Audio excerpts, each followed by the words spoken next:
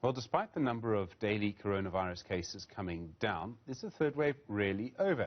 Case numbers are still increasing in the Western Cape and KwaZulu-Natal. We're joined now by Professor Adrian Puren, the Acting Director of the National Institute for Communicable Diseases. Professor Puren, good evening. Thank you for your time on the Pulse tonight. The number of new cases is much lower than it's been for quite some time, but the Western Cape and KwaZulu-Natal still have very high numbers. Are we still really in the third wave? Do we still need to worry about those two provinces?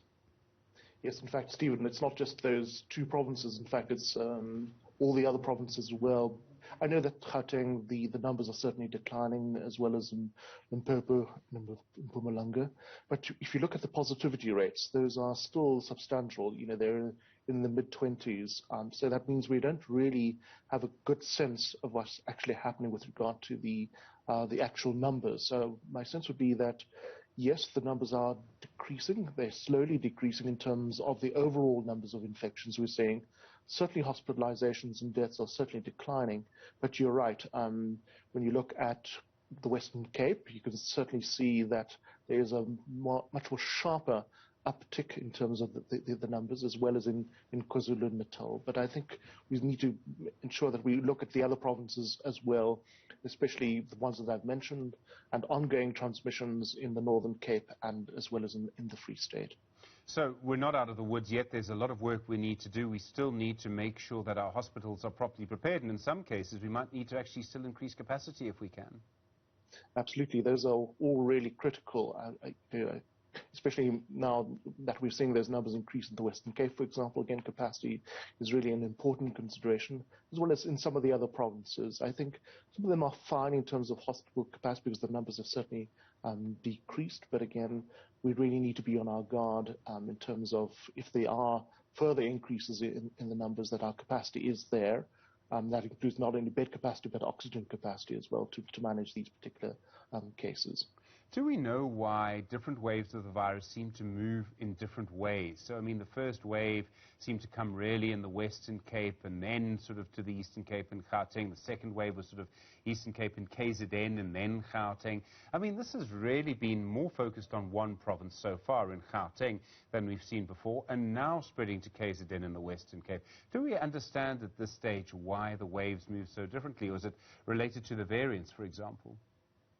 It could be related to variants, could be related to, for example, what are the spurring events that lead to, for example, outbreak, super spreader events. Those are the considerations, but you're right, the variants certainly contribute to that. If you look at what happened in the Northern Cape, for example, in the Free State, those were not affected by the Delta variant, for example, whereas Gauteng certainly was. So I think there's an element of, as I said, the initial spurring events, but also the variants have certainly played a role, as well as possibly levels of immunity in those particular communities that may, and movement as well of people, may well affect why we're seeing these different geographical variations, for example. So you can see Eastern Cape, again, we haven't mentioned Eastern Cape, but certainly there's an upward trajectory, but again, it's very different to what we saw in the first and second waves, for example.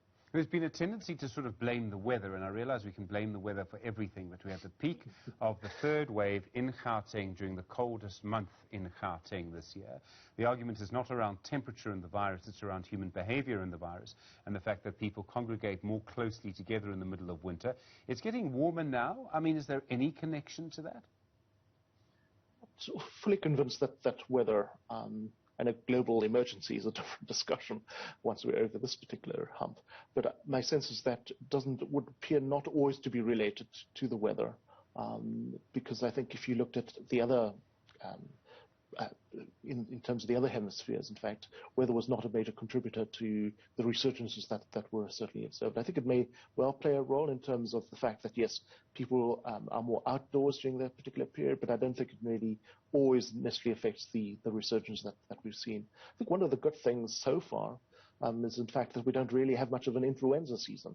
And that goes to show, again, that those interventions that we have introduced, I know that we complain that we are not as compliant as we should be around the wearing of masks, hand hygiene, and physical distancing, but my sense is that that certainly has been an important plus for us, at least.